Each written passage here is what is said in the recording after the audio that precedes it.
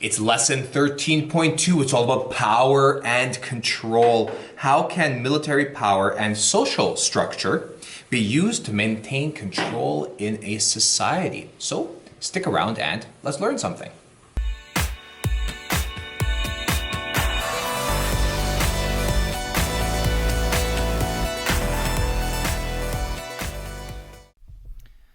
Lesson 13.2. We will learn how military rule and social structure can be used to maintain control in society. This chapter, lesson 13.2, is all about power and control. And they say that to understand Japan, you need to understand the story of the 47 Ronin, which the story was the opening story of chapter 13. It took place in Edo, sometimes known as Edo, in the Tokugawa period of Japan. The Tokugawa period of Japan was from the year 1600 to 1868. If we compare that to our story of Canada, we know that Canada became a country in 1867. So the Tokugawa period of Japan lasted 1 year past Canada's creation, or its birth, I should say. Edo, or Edo, was the capital of Tokugawa. It means eastern capital. And the Edo was the capital, and the Tokugawa shogun were the rulers of that time. Before the Edo period, Japan was in a constant state of warfare. And when you're in a constant state of warfare, there's not much that you can do, right? You're always fearful. You're always trying to find solutions and trying to stay safe. And the daimyo, because this warfare was going on, the daimyo competed with one another for territory, and that's what this war was all about. But then one daimyo, Tokugawa Ieyasu, defeated a rival strong daimyo. And in 1603, Tokugawa became the most powerful shogun in all of Japan. The emperor still ruled the land. Japan has an emperor which rules the land, but is the shogun who holds all the power, the military power. And that's who the people are going to listen to. Ieyasu won over competing rival daimyos through military strength. And he wanted to continue this strength. So he wanted to be as strong as possible. So in order to do that, there was a couple of steps that he needed to take. First, alternate attendance, sharing power, and strict laws. Take a look at alternating attendance first. What does that actually mean? Well, essentially it means that every second year, the daimyo are going to be forced to go and live in Edo. This is going to be a problem for those daimyo because they are going to have to maintain two homes, the upkeep of two homes. The home in their district, in their area of Japan, plus the home that is in Edo. While they're visiting the capital and paying respect and doing the alternate attendance, the daimyo's family are going to be watched over by the shogun. So should anything happen, should the daimyo get together and plot the takeover of the shogun, then the family members of the daimyo are going to be killed. So that's going to hold a lot of power over people. The second system was to develop two levels of government, where the shogunate controls important matters like foreign trade and relations, and the daimyo will control the local affairs of their territory. Now, this is going to be detrimental to the daimyo because the daimyo are going to have to pay to control those local affairs in their territories, and that's going to cost them money. If the daimyo have less money, that's going to be less money to get people to maybe have an uprising against the shogun. And then there were strict laws that controlled the many aspects of the daimyo's lives, including what they could dress and who they could marry. And it required daimyo to pay for the projects in their own districts. So if you needed a road built or whatever it is that you needed built, the daimyo are going to have to pay for that. That's restricting the amount of money that they have. I stole this right out of your textbook. increasing the shogun's power while decreasing the daimyo's power. The shogun is enforcing the existing law that banned peasants from owning weapons or swords. And if that law exists, then the daimyo's power is reduced because without peasants, well, they can't raise any armies. Increasing the shogun's power, the second row, a network of secret police is established. Anyone accused of threatening the shogun's power was considered guilty and punished severely, sometimes including death. This decreases the daimyo's power because now, with the secret police that's going around, we are going to need permission to alter anything that is happening within the daimyo's area. So that includes marrying or even making changes to their castle.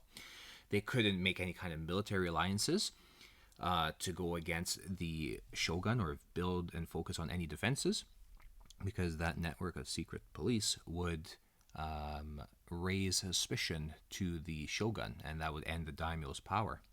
Increasing the shogun's power, a quarter of all the agricultural land, the mines, the ports, the cities in Japan are going to be owned by the shogun.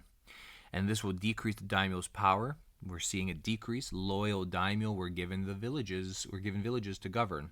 And that becomes their responsibility to collect taxes, keep order, pay for the roads, and all the other kinds of things that are happening. So the daimyo are going to be too busy to focus on maybe taking over the shogun. Like what we saw in medieval Europe and with the Aztecs, we had a hierarchy. Japan had a feudal society, much like what we saw in medieval Europe. And it was based on land. The local lords, they controlled the domains and they collected taxes from peasants and they kept order.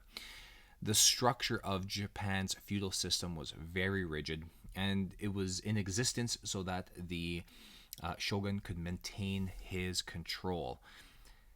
Like in medieval Europe, each class's membership was hereditary. So you were born into a specific class, and you could not officially move up in the hierarchy. And we'll talk about that. Officially, I'm using air quotations. You can't see it, but it's happening. We'll talk about that a little bit later. There were strict roles for people within these hierarchies. So it included strict rules and laws on how to behave, how to even dress. So peasants weren't allowed to wear certain clothing like silk, and we saw this before when we did our Renaissance unit. You had rules regulating your house and your possessions. You even had rules if you met individuals, how low to bow to each other. And if you disobeyed, there was definitely going to be some harsh punishments involved. Now let's take a look at some of the individual roles on the hierarchy. The first is going to be the samurai. These were your respected warrior class, and they served either the shogun or the local daimyo. These samurai were the only ones that were allowed to own any weapons, and they owned swords. And there's different levels of samurai as well. So, for example, if you take a look at the opening story, we're introduced to the 47 Ronin. Ronin means they're samurais with no master. The Ronin was the least and lowest of all of the samurai levels. Samurai were not allowed to be involved in any kind of business or trade. It's dirty work, that exchanging of money. However, speaking of money, they did go and collect taxes. They did survey the land, and, well, they're the only ones carrying weapons, so you're going to be keeping order in the land. And the code of the samurai means that they must live a very simple life. So automatically trade and business, like I said, automatically now trade and business are going to be off limits for them. Another group on the hierarchy is our peasants. The most important of all of the lower classes, because they produced the things that people needed. But they were heavily controlled by laws. They couldn't drink, they couldn't smoke, and even if they wanted to leave the districts or the daimyo's district, they needed permission.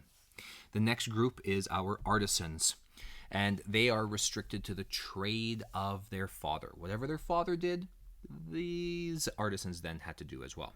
But they produced very high quality goods. So that means that they're skilled, but because they were only producing wants and not needs, they were considered to be lower than merchants. Next on the hierarchy, we have merchants. And we know merchants, we know them from Unit 1 and we know them from Unit 2. They sold goods, they were responsible for the distribution and shipping of food, even the storage of food. We know that rice at one point was a currency in Japanese society, so they kind of became like bankers, these merchants. But because they didn't produce anything, no needs or wants, officially they're at the bottom of the social order. And they had to be very careful with how they lived their life because they couldn't show any wealth and they could not speak bad of the government. If they were caught showing off their wealth or speaking bad at the government, well, guess what's going to happen? There's going to be some severe punishments, including the confiscation of their goods and even their businesses. What about women? Let's talk about women next. Well, their birth class determined their responsibilities. So, for example, if you're born into the samurai class, your job as a woman was to raise proper samurai warriors. Rural women tended to have more freedom than upper class women. We saw this before in Renaissance Europe. They had a lot more freedom than their upper class counterparts. The lower class women, they worked alongside the men in that class. And unfortunately, they were always considered to be lower than men. In the Edo period, women could not own property and they had no legal existence at all. And then it brings us to the outcasts.